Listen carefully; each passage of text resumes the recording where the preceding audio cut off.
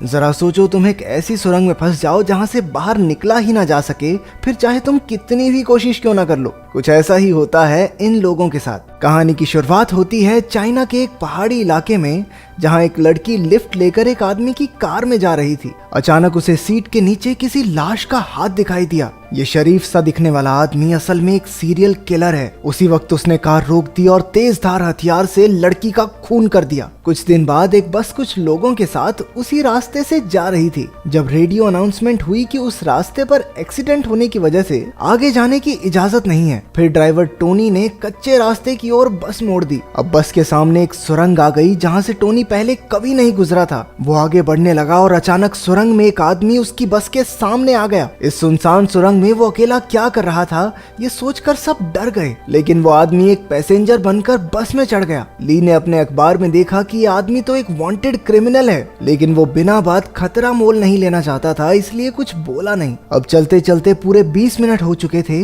लेकिन बस अब भी सुरंग में ही थी। टोनी जानता था कि देश की सबसे बड़ी सुरंग को पार करने में भी 10 मिनट ही लगते हैं, लेकिन ये सुरंग तो खत्म ही नहीं हो रही थी। आखिरकार सबने वापस मुड़ने का फैसला किया, लेकिन फुल स्पीड में 30 मिनट चलने के बाद भी वो शुरुआत तक पहुंच ही नहीं रहे थे। ये एक अंधेरी सुरंग थी जिसका कोई अंत नहीं था। सब डर कर बस से नीचे उतर गए। अचानक जिंग को अपना फोन जमीन पर पड़ा दिखा, जो उससे गलती से सुरंग की शुरुआत में गिर गया था। अब ये साफ हो चुका था कि ये कोई आम सुरंग नहीं है। ली ने आगे बढ़कर कहा कि उन्हें चलकर बाहर का रास्ता ढूंढना चाहिए, लेकिन घना अंधेरा होने की वजह से वहाँ कोई भी आसानी से गुम हो सकता था, इसलिए जिंग ने उसे अपना ऊन का गोला दिया। ली एक हिस्सा लेकर आगे बढ़ने लगा और दूसरा हिस्सा वोंग नाम के एक दूसरे पैसेंजर के पास था। तभी सुरंग वाले अनजान आदमी ने कहा कि वो भी ली के साथ चलेगा। उस आदमी का नाम चियान है। कुछ देर बाद वहाँ धुंध पड़ने लगी और बस के लोगों को दूर से 2 आदमी उनकी तरफ आते दिखाई दिए। सब उनका सामना करने को तैयार थे, लेकिन ये कोई और नहीं बल्कि ली और चियान ही थे। वो सुरंग बिल्कुल सीधी थी, लेकिन फिर भी न जाने कैसे लोग घूमकर एक ही जगह पहुंच जाते थे। अब वो फंस चुके थे, इसलिए ली ने सारी खाने पीने की चीजें सभी लोगों में बांट दी। अब चारों आदमी फिर से रास्ता ढूंढने निकले,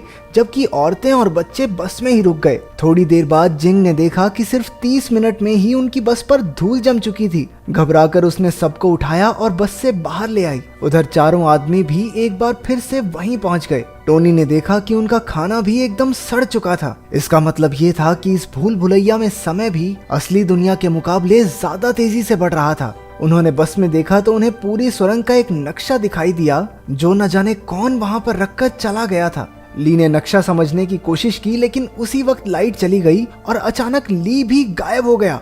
वहां खून के निशान थे, जिसका पीछा करते करते सब एक खोखली दीवार तक पहुंच गए। उसे तोड़कर वो एक अजीब से कमरे में पहुंचे, जहां बहुत से गुम हो चुके लोगों की तस्वीरें थी। वहां पूरी जगह का इंजीनियरिंग डायग्राम पड़ा था। उसके मुताबिक यहाँ कुल मिलाकर 6 सुरंगें थी जो आपस में जुड़ी हुई थी। चियान ने हिसाब लगाया कि बाहर निकलने के लिए उन्हें 6 की 6 सुरंगों को पार करना होगा। उसके मुताबिक इसी कमरे में दूसरी सुरंग का रास्ता मिलेगा। कमरे में उन्हें एक अजीब सा कैलेंडर भी मिला, जिस पर सिर्फ 15 जुलाई की ही डेट थी। चियान ने उसे फाड़ दिया और उसके पीछे एक खुफिया दरवाजा मिला। उनके जाने के बाद कमरे के टीवी में एक औरत दिखाई दी, जो एक छोटी सी गुफा में कैद थी। इसके बाद वो सब दूसरी सुरंग में पहुंचे, जहां उन्हें उसी जगह पर अपनी बस मिली। लेकिन बस को देखकर ऐसे लग रहा था मानो वो महीनों से वहां खड़ी हो। बस में उन्हें अचानक से नूडल्स मिल गए, लेकिन टोनी ने बंदूक की नोक पर खाने पर कब्जा कर लिया। क्योंकि यहाँ पर समय बहुत तेजी से बढ़ रहा था, इसलिए सबको बहुत जल्दी भूख लग गई, जिसकी वजह से वो जानवरों की तरह बर्ताव करने लगे। सैरा नाम की एक पैसेंजर, जो पेशे से एक मॉडल थी, खाने के लिए टोनी के साथ जिस्मानी संबंध बनाने को तैयार हो जाती है। वैंग ने चुपके से एक नूडल्स का पैकेट चुरा लिया, लेकिन टोनी ने उसी वक्त उस पर हमला कर दिया। अंधेरे में अचानक से कोई पीछे से टोनी का खून कर देता है और बाकी सब बस देखते ही रह गए। वोंग की नजर बस के नीचे एक गटर के ढक्कन पर पड़ी। उसके अंदर जाने पर वो सभी एक और अजीबोगरीब कमरे में पहुंच गए। इस बार टीवी पर वो लड़की धीरे धीरे गुफा में डूब रही थी। ग्रुप को एक बार फिर वही कैलेंडर दिखा, जिसके पीछे एक और खुफिया दरवाजा था। उसे पार करके अब वो तीसरी सुरंग तक पहुंच गए थे। ये सुरंग पहले से बहुत अंधेरी और सुनसान थी। यहाँ भी बस मौजूद थी, लेकिन उसमें सांप भर चुके थे, मानो बस वहाँ सालों से खड़ी हो। अचानक वैंग ने बंदूक निकाल ली और कहने लगा कि जब जब कोई मरा है, उन्हें खुफिया रास्ता मिला है। इसलिए यहाँ से सही सलामत बाहर निकलने के लिए अगर उसे उन सबकी जान भी लेनी पड़े तो वो ले लेगा। उसने जिंग के हाथ से चियान के कंधे पर गोली चलवा दी। उसने उनके साथ आए दोनों बच्चों को कमरे में ले जाकर पीटना शुरू कर दिया और फैंग को गोलियों से भून दिया। उसने सैरा को भी गला दबाकर मारने की कोशिश की, लेकिन उससे पहले ही किसी ने पीछे से आकर उसका काम तमाम कर दिया। उसकी मौत के बाद अब उन लोगों को एक और खुफिया रास्ता मिला जो चौथी सुरंग में खुलता था। तभी जिंग नाम की वो औरत जो प्रेग्नेंट थी, उसकी डिलीवरी का समय आ गया और सैरा और चियान मिलकर बस की तलाशी लेने लगे। ये सुरंग लोगों का मानसिक संतुलन बिगाड़ देती है, इसलिए सैरा को अजीबोगरीब लोग दिखाई देने लगे। डर कर वो बस से बाहर भागी, लेकिन उसके चारों ओर लाशें ही लाशें थी। वहीं उसे एक शीशा दिखा और उसमें देखते ही किसी ने उसे पीछे से मार डाला।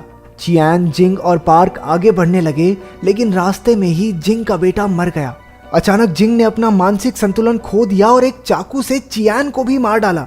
चियान की आंख खुली तो वो एक सीक्रेट हॉस्पिटल में था। असली कहानी एक आर्मी ऑफिसर ने समझाई। असल में कहानी की शुरुआत में जेम्स नाम का जो सीरियल किलर हमने देखा था, उसे पुलिस ने पकड़ लिया था, लेकिन एक्सीडेंट होने की वजह से वो कोमा में था। जेम्स ने कई औरतों को किडनैप करके मार डाला था, लेकिन सायरा नाम की एक लड़की अभी भी जिंदा थी। लेकिन जेम्स के अलावा कोई नहीं जानता था कि वो कहाँ है। उसके कोमा में होने की वजह से उन्होंने एक साइकोथेरेपिस्ट को जेम्स के दिमाग में भेजकर लड़की का पता लगाने का फैसला किया। ये साइकोथेरेपिस्ट चियान ही था और असल में वो लड़की सायरा चियान की ही पत्नी है। यानी कि अब तक जो कुछ भी हुआ वो सिर्फ जेम्स के दिमाग में चल रहा था, जो हमने चियान की नजरों से देखा। उसे अब तक यही पता चल पाया था कि उसकी पत्नी किसी नदी के आसपास कैद है, लेकिन तेज बारिश की वजह से अगले 36 घंटों में नदी के आसपास की सारी गुफाएं पूरी तरह पानी से भर जाएंगी। चियान ने आर्मी ऑफिसर को उस बार बार दिखने वाली तारीख 15 जुलाई के बारे में बताया। ऑफिसर ने कहा कि इसी दिन जेम्स के माँ बाप की मौत हो गई थी। उसकी माँ का एक ड्राइवर के साथ चक्कर था जिसका पता उसके बाप को चल गया था। उसकी माँ ने अपने पति को मारकर अपनी भी जान दे दी थी। असल में जेम्स खुद एक टनल इंजीनियर है, इसलिए जब वो कोमा में गया तो उसने अपने दिमाग में खतरनाक सुरंग बनानी शुरू कर दी, जो उसके दिमाग की तरह ही एक भूल भुलैया थी। चियान का मकसद था सुरंग में जाकर जेम्स को बाहर निकालना, ताकि वो कोमा से बाहर आ जाए। लेकिन उस हत्यारे का दिमाग इतना पेचीदा होगा, ये उसने कभी नहीं सोचा था। उसके दिमाग में मौजूद बस में बैठे सभी पैसेंजर्स दरअसल उसकी जिंदगी के अलग अलग पहलू हैं। सबसे अच्छा था ली, जो उसके अंदर मौजूद अच्छाई की एक झलक था। दूसरा टोनी था, जो जेम्स के गुस्से को दिखाता था।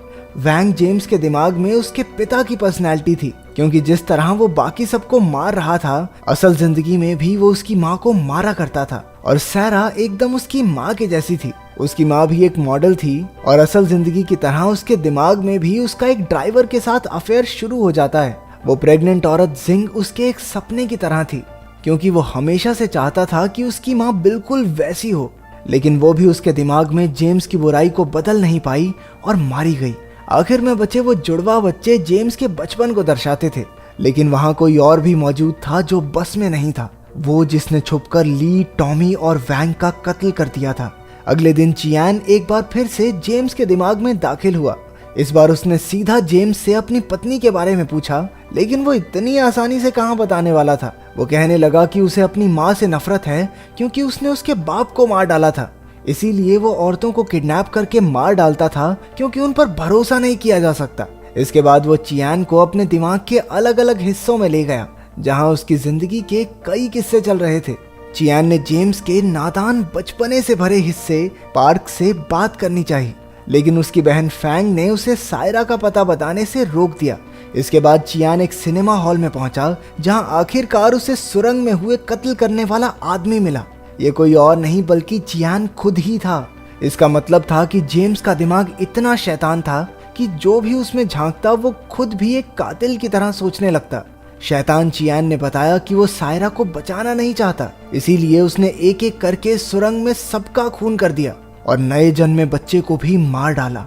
इसके बाद वो असली चियान को एक अंधेरी जगह पर ले आया, जहां उनका आखिरी मुकाबला होगा। जल्द ही जबरदस्त लड़ाई शुरू हो गई, लेकिन जैसे ही असली चियान जीतने वाला था, एक और शैतान चियान वहां आ गया, जिसका सीधा मतलब ये था कि शैतान कभी मरेगा नहीं। उधर बारिश काफी तेज हो रही थी और पानी अब सायरा की गर्दन तक पहुंच चुका था। तभी असली चियान के दिमाग में एक आइडिया आया।